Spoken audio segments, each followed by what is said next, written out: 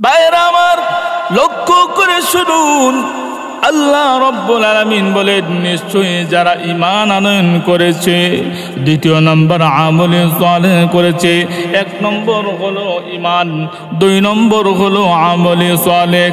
আল্লাহ রব্বুল আলামিন বলেন, নিশ্চয়ই যারা ঈমান আনয়ন করলো, দুই নম্বর যারা আমলে সালেহ করলো, আল্লাহ রব্বুল আলামিন বলেন, কানাত লাহুম জান্নাতুল ফিরদাউসি নুজুলা।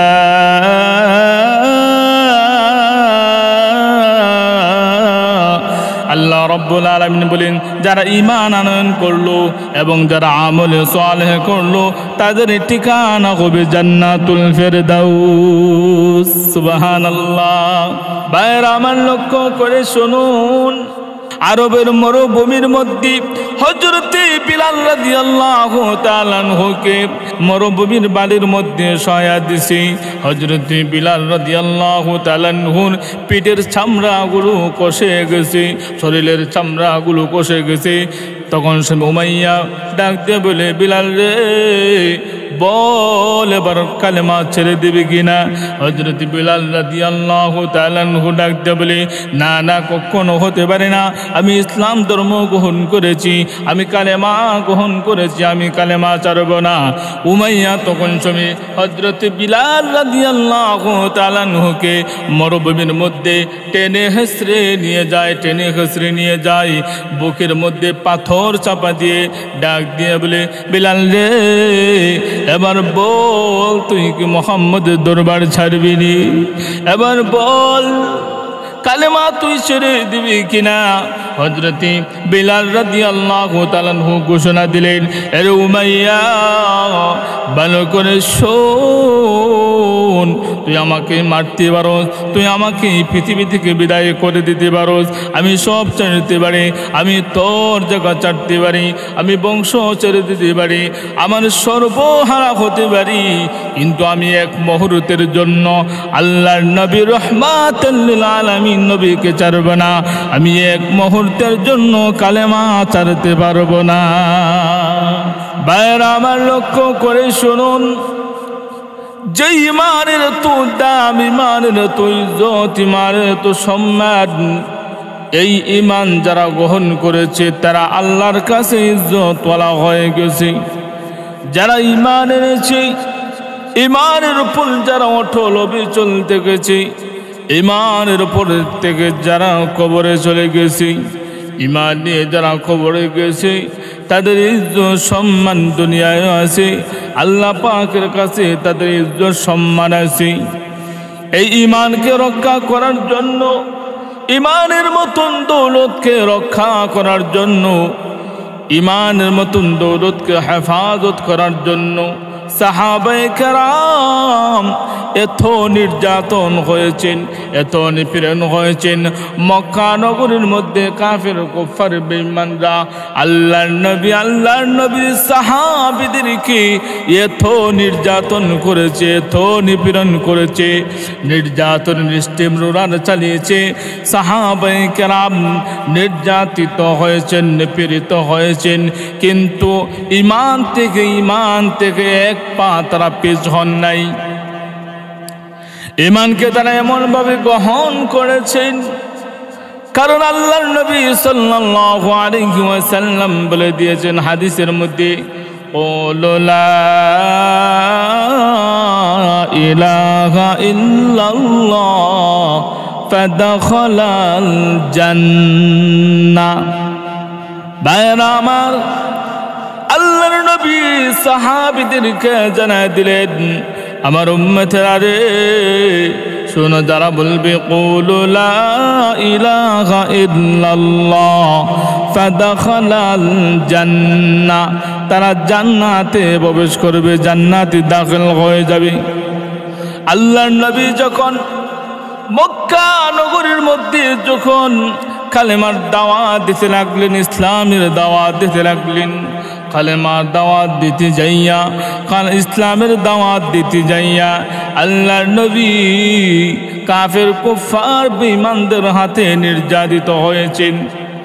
আল্লাহর নবী সাহাবীদের কাছে যখন কালেমার দাওয়াত দিয়েছেন, সাহাবীরা দাওয়াত গ্রহণ করেছেন। সাহাবীরা দাওয়াত গ্রহণ করার কারণে অনেক সাহাবী নির্যাতিত হয়েছেন, নিপীড়িত হয়েছেন। সাহাবায়ে কেরাম নির্যাতন হওয়ার পরে, নিপীড়ন হওয়ার পরেও তারা ঈমান ছাড়েন নাই। সব ছেড়ে দিয়েছেন, মাল ছেড়ে দিয়েছেন, সম্পদ ছেড়ে দিয়েছেন, সন্তান ছেড়ে দিয়েছেন, মা ছেড়ে দিয়েছেন, বাবা ছেড়ে দিয়েছেন, সবগুলো বিলীন করে দিয়েছেন। কিন্তু ঈমানকে তারা মজবুত করে ধরে রেখেছেন, ঈমানকে তারা আঁকড়ে ধরেছেন। ভাইয়েরা আমার লক্ষ্য করে শুনুন, সাহাবায়ে কেরাম এই ঈমান আনয়ন করার কারণে কাফের কুফার বেঈমানকে বহু নির্যাতন করেছে। হযরতে বিলাল হাবশী রাদিয়াল্লাহু তাআলা আনহু একজন গোলাম ছিলেন। হাবশী দেশের গোলাম হওয়ার পরেও ঈমান আনার কারণে, ঈমান গ্রহণ করার কারণে ওনার ইজ্জত সম্মান বেড়ে গেছে। যেই বিলালের শরীরের কালার ভালো না, যেই বিলালের ঠোঁটের সাইজ ভালো না, যেই বিলালের নাকের সাইজ ভালো না, যেই বিলালের চেহারার কন্ডিশন ভালো না, কিন্তু সেই বিলালের ঈমানের কন্ডিশন ভালো ছিল। সেই বিলালের ঈমান বড় সুন্দর ছিল। সেই জন্য তো দাবি হয়ে গেছেন আল্লাহর নবী সাল্লাল্লাহু আলাইহি ওয়াসাল্লাম মেরাজের রজনীতে যখন জান্নাতে যখন ভ্রমণ করলেন, আল্লাহর নবী সাল্লাল্লাহু আলাইহি ওয়াসাল্লাম সেই জান্নাতের মধ্যে হযরতে বেলালের পায়ের আওয়াজ শুনে আসলেন। সুবহানাল্লাহ।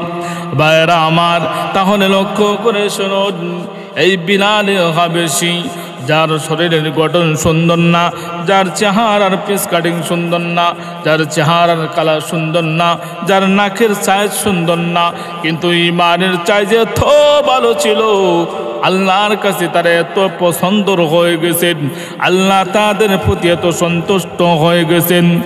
রাদিয়াল্লাহু আনহুম ওয়া রাদু আন যালিকা লিমান খাশিয়া রাব্বাহ। আল্লাহ রাব্বুল আলামিন তাদের উপর সন্তুষ্ট হয়ে গেছেন। তারা আল্লাহর উপর সন্তুষ্ট হওয়ার কারণে তারা দুনিয়ার মধ্যে জান্নাতের সার্টিফিকেট পেয়ে গেছে। কত ইজ্জতওয়ালা সাহাবী, কত সম্মানওয়ালা সাহাবী, কিন্তু এই সাহাবীরা ঈমানের জন্য কত কষ্ট করেছেন। ভাইরা আমার, যার কথা বলতেছিলাম হযরতে বিলাল হাবশী রাদিয়াল্লাহু তাআলা আনহু আল্লাহর কাছে তো মাহবুব হয়ে গেলেন, আল্লাহর কাছে তো প্রিয় বান্দা হয়ে গেলেন। এই বিলাল মক্কার মধ্যে হযরতে বিলাল ছিলেন উমাইয়ার গোলাম। উমাইয়া যখন খবর পেল হযরতে বিলাল আল্লাহর নবীর হাতে হাত রেখে কালেমা পড়ে ফেলেছে, ইসলাম ধর্ম গ্রহণ করে ফেলেছে, হযরতে বিলালের মুরিদ উমাইয়া তখন সময় খবর পেয়ে বেলালকে ডাক দেয়া বলে, বেলাল রে, তুই আমার ঘরে খাবার কাজ, আমার ঘরে ঘুমাস, আমার ঘরে লালন পালন হস, আমার ঘর থেকে তোর ভরণ পোষণ দেওয়া হয়। আরে বিলাল, তুই নাকি মুহাম্মদের ধর্ম গ্রহণ করে ফেলেছিস, তুই নাকি মুহাম্মদের ধর্ম গ্রহণ করে নিয়েছিস, তুই নাকি কালেমা গ্রহণ করেছিস।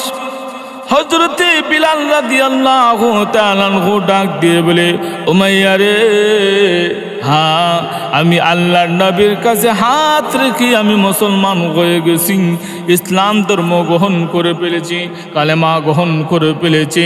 এই কথা যখন উমাইয়া শুনল, উমাইয়া এই কথা শোনার সাথে সাথে হযরতে বিলাল রাদিয়াল্লাহু তাআলা আনহুকে এমনভাবে নির্যাতন শুরু করে দিল, যেই নির্যাতন ভাষায় প্রকাশ করার মতো নয়। ভাইরা আমার, লক্ষ্য করে শুনুন, হযরতে বিলাল রাদিয়াল্লাহু তাআলা আনহুকে তো মারপিট শুরু করে দিল উমাইয়া। উমাইয়া মারপিট করে আর ডাক দিয়ে বলে, বেলাল রে বল, তুই কি মোহাম্মদের দরবারে ছাড়বি নি? কালেমা ছেড়ে দে, তুই মোহাম্মদের দরবার ছেড়ে দে, তোকে আমি কিছুই করব না, তোকে লালন পালন করব। হযরত বিলাল রাদিয়াল্লাহু তাআলা বলেন, আরে উমাইয়া ভালো করে শোন, আমাকে নির্যাতন করতে করতে পৃথিবী থেকে বিদায় করে দিতে পারো, কিন্তু আমি কোনোদিন মোহাম্মদের দরবার কোনোদিন ছাড়ব না, কালেমাও আমি ছাড়ব না। ভাইরা আমার, তাহলে লক্ষ্য করে শুনুন হযরত বিলাল রাদিয়াল্লাহু তাআলা আনহুর উপর কেমন নির্যাতন শুরু করে দিয়েছে। আরবের মরুভূমির মধ্যে হযরত বিলাল রাদিয়াল্লাহু তাআলা আনহুকে মরুভূমির মধ্যে রৌদ্রের তাপের মধ্যে হযরত বিলাল রাদিয়াল্লাহু তাআলা আনহুকে মরুভূমির বালির মধ্যে শোয়া দিছি। হযরত বিলাল রাদিয়াল্লাহু তাআলা আনহুর পিঠের চামড়াগুলো কষে গেছে, শরীরের চামড়াগুলো কষে গেছে। তখন সে উমাইয়া ডাক দিয়ে বলে, বিলাল রে বল, এবার কালেমা ছেড়ে দিবি কিনা? হযরত বিলাল রাদিয়াল্লাহু তাআলা আনহু ডাক দিয়ে বলে, না না, কখনো হতে পারে না, আমি ইসলাম ধর্ম গ্রহণ করেছি, আমি কালেমা গ্রহণ করেছি, আমি কালেমা ছাড়ব না।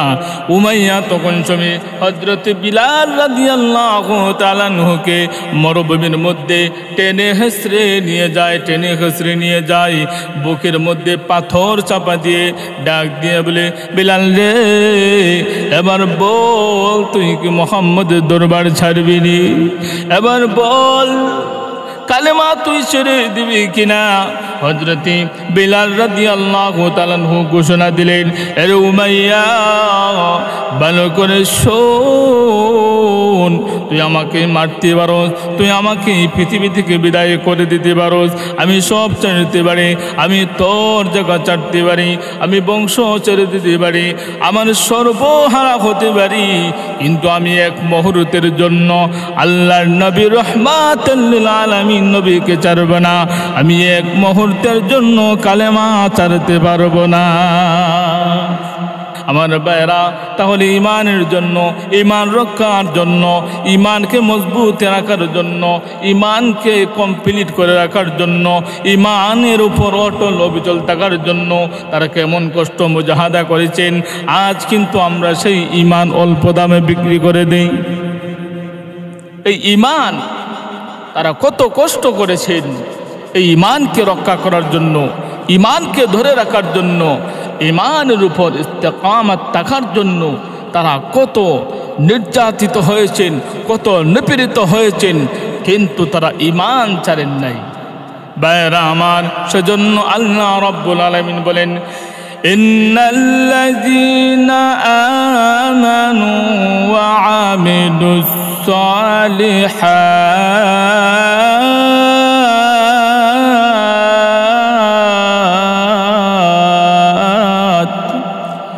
কানাত লাহুম জান্নাতুল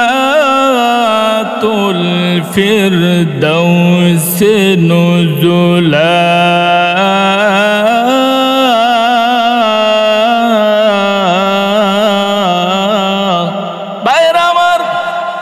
লক্ষ্য করে শুনুন, আল্লাহ রাব্বুল আলামিন বলেন, নিশ্চয়ই যারা ঈমান আনয়ন করেছে, দ্বিতীয় নম্বর আমলে সালেহ করেছে।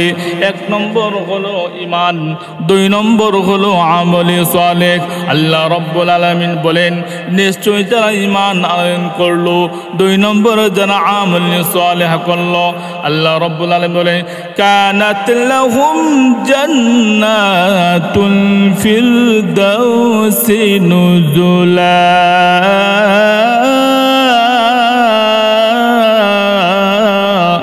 আল্লাহ রাব্বুল আলামিন বলেন, যারা ঈমান আনয়ন করলো এবং যারা আমলে সালেহ করলো, তাদের ঠিকানা হবে জান্নাতুল ফিরদাউস। সুবহানাল্লাহ।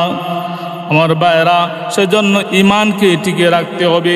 আল্লাহর নবী সাল্লাল্লাহু আলাইহি ওয়াসাল্লাম বলেন, ও পৃথিবীর উম্মত শোনো, এমন একটা সময় আসবে, এমন একটা যুগ আসবে, যেমনিভাবে হাতের তালুর মধ্যে জ্বলন্ত আংরা যেমন রাখা কঠিন, ঠিক তেমনিভাবে ইমানও রাখা কঠিন হয়ে যাবে।